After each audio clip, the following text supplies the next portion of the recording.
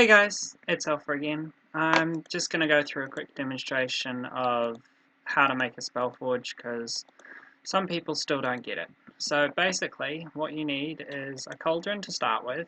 You fill it up with water. Oh boy. Do not hold shift while doing this. Okay, you fill it up with water, however successfully or unsuccessfully you do it, and then you just toss a lightning spell on top. Now, I normally just toss a backboard on because for those of you who have played game mode 4, which this is kind of similar to but not identical, then yeah. I'm assuming you all know how to use a Spellforge, but we'll go over that as well. The spell we're going to be crafting at the moment is the Town spell because I need to go over that because it's quite complicated. So I'm also going to be explaining the spell system. Now, when you first create this, it's going to say Spellforge is locked. Let's just work out my ender chest and see if we've got a Wizardly Wand in there. So let's just grab 64. And for the Town spell, I believe it was that. Can't quite remember. Yep. Okay. And then what you do with this is, oh, don't worry, you get your beacon back. You decide where your bit of land you want to claim is, and this claims land in 64 by 64 by 64 cube. Then, what you do is you mark where you want the beacon to be, and you toss this down on top. That block will be erased, so I suggest using like dirt or sand or some low tier resource.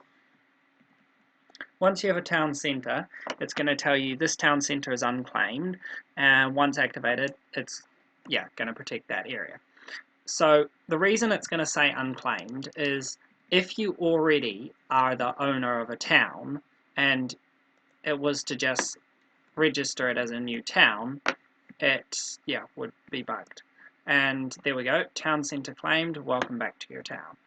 Now, I'm already a town owner, so that was registered as town number 5. And with your town, if I just grab another book, trigger, tab, book, tab, set, 0 to grab another book. Okay, if we do in the book, we've got several options here. We can leave the town, which I wouldn't suggest, or we can add members. Now to add a member, you've got to get them to TP to your town, so just TPA here, and the reason that is so that you can't just add random noobs at spawn and they be like, what? And the second thing is you can remove members. Again, they have to be at the beacon. You can promote them.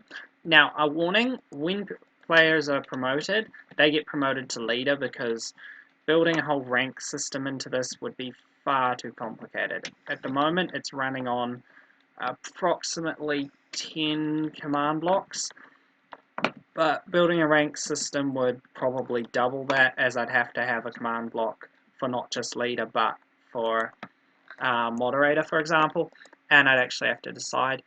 I might add moderator later, and that's what this options will be for. The options and stats are still unfinished, but those will just be for the normal town players, and there'll probably be a walk to your town option. However, that will require leveling up your town significantly. Now, suppose you wanted to expand your town. What you'd do is you'd get another beacon, because each beacon is a center of the town. Oh, and you cannot easily replace the oh, can you? I'm not sure if you can or can't replace the blocks underneath. We'll just test it now, because of course there's an armor stand here, so that's registered as an entity, so it's gonna create problems whenever you want to like fire up your beacon. So I advise you to set up all your iron and stuff beforehand, and if you do it like that, it's going to end up looking weird. and you're going to need like a second piston to push it back down, which we'll just do that now as well.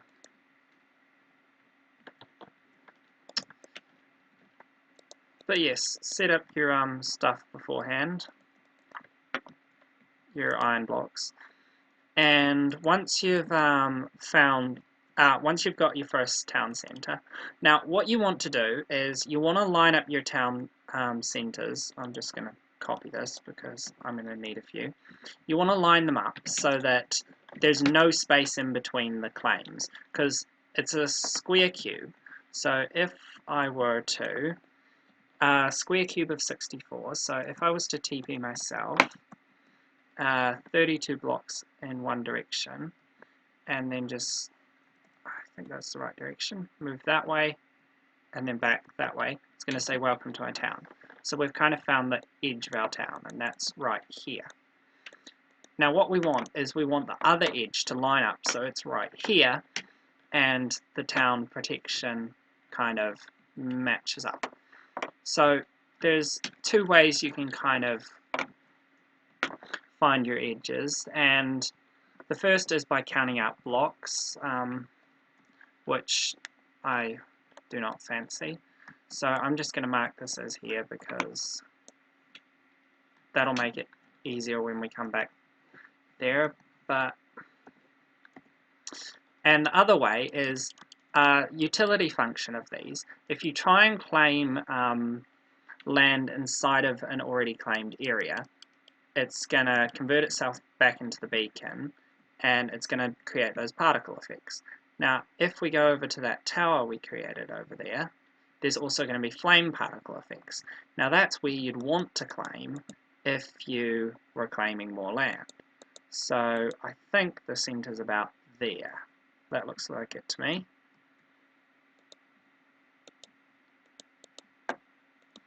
And we're just going to set up a beacon floor, place our not very OP resource here, whack down another beacon. This one will again be unclaimed, and then you can claim it again. Now, I believe any leader of your town can expand and claim beacons, and that'll just claim more for your territory. And yes, once you have a few of these, it's like a good way of having a grid, and I suppose you could color code all of the beacons based on which region it was. So if you were going to get really clever, you'd let's try TPing on a different axis this time. Let's go negative again.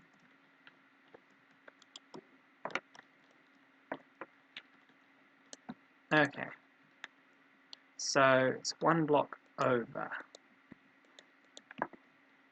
Yeah, if you were going to get really clever, you'd figure out which color you wanted the beacon beforehand, like which color you wanted the beam to be, and then you place that there, and then just toss this into here, and that would go straight into there, and you wouldn't have to worry about any of the piston stuff, because pushing the piston around, the armor stand around, is pretty irritating. And unfortunately there's no way to disable that behavior in them. But yes, now we've got a 3-line area claimed.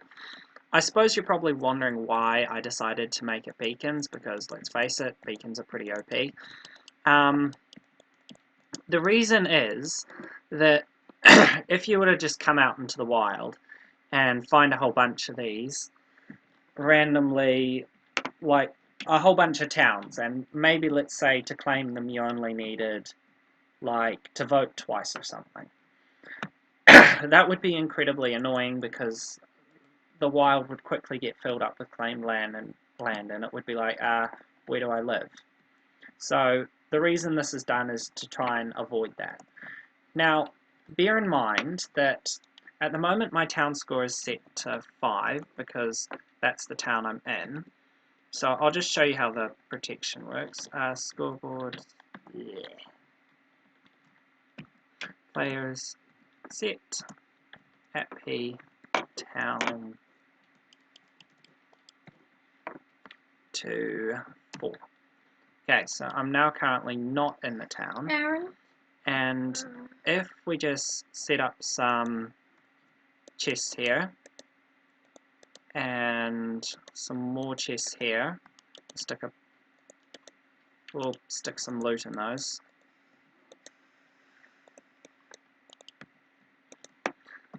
Game mode.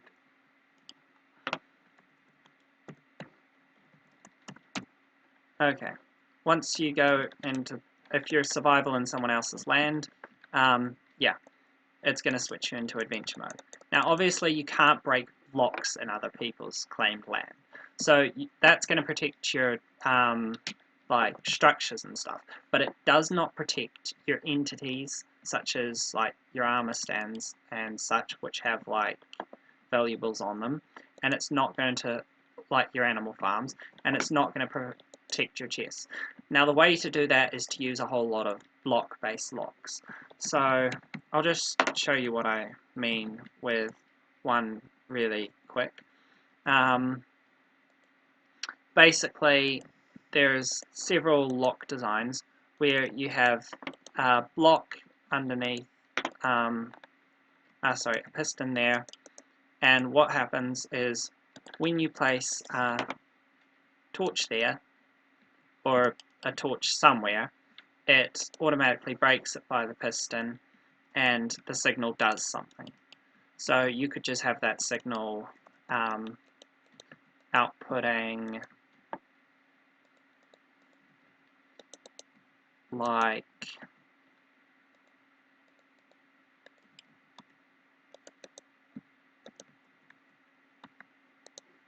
that, an opening.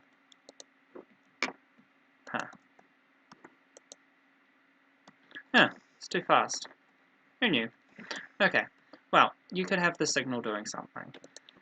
Not quite sure what, but probably some form of door to protect your animal farms, or some sort of piston retraction thing to protect your chests. But yeah, just so long as that's done. The other thing you need to worry about is people can also fire TNT cannons into your protected region. And if their TNT cannon destroys your beacon here, then this armor stand here is going to despawn, because it needs to be within a beacon. So if they can get TNT onto your beacon, you lose land claim protection or whatever. So yes, as far as the rules of factions or towns or whatever you want to call these,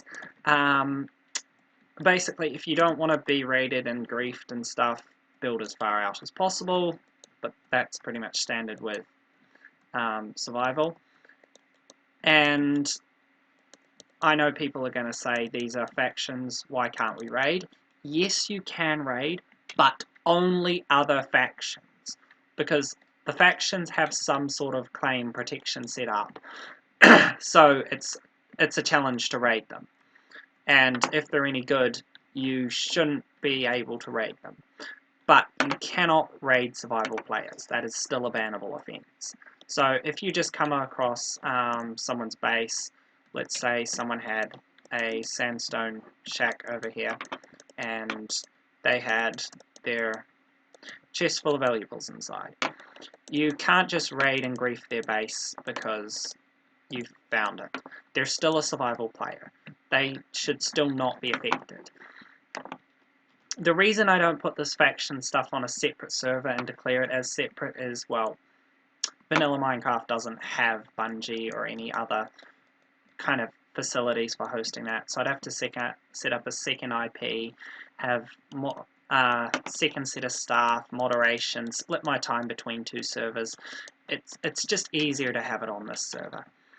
And yes, I tried to keep it like reasonably high tier, because town protection, it's a big thing.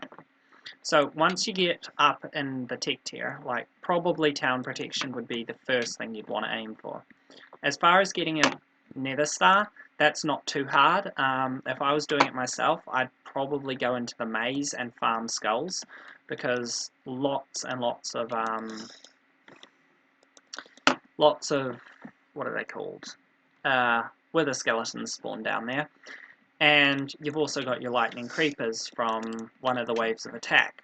So if you make sure not to kill off the lightning creepers, and you use them to blow up the wither skulls, well, that's like 1 skull per lightning creeper, so that's like 4 skulls around. Of course, you're still going to have to deal with the wither boss, but still, it's a pretty good yield. And that's going to get you 1 beacon to begin with, and you can start setting up your claim. Now, this 64 land claim, this is also vertical. So if I, great, don't have my orbs anymore. Okay, so if I craft some more of those orbs, and I drop one of them in the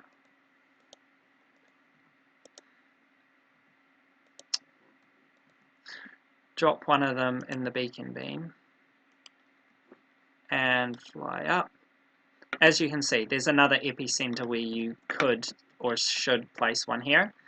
Now, you don't necessarily have to. You could just have an obsidian roof for your base, but let's face it, we don't have, well, most players probably do not have infinite obsidian, nor the desire to spend all day building a massive obsidian box. So you may want to claim several of these up to the top of the game. And if you want to get really structured and make sure there's like no gaps in your protection, you probably want to put the first one at 32, the next one at 32 plus 64, 96, and etc. all the way up, like on that axis. Yeah, I think that pretty much covers everything. As far as the Spellforge, if you didn't see, pretty much to use it, you right-click this lower half, which is between the sign and the top grey line of there, and you put your items in. Then you right-click the top half to activate it /craft stuff. There are several, like 3 free-to-use ones at spawn, and 1 of them at arena, 2 if you count the one you make while doing quests. But I wouldn't recommend using those, as players can come along and steal the stuff. I think that pretty much covers it all. I'll just pretty much clean this place up so that no one runs across it. And I hope that's helped. As far as the adding and removing members, I believe that's, yeah, I explained that you need to be at the beacon, you need to be a leader. I think the rest is pretty much self-explanatory. If you have trouble, I know how to do it. I'm going to try and teach all of the staff.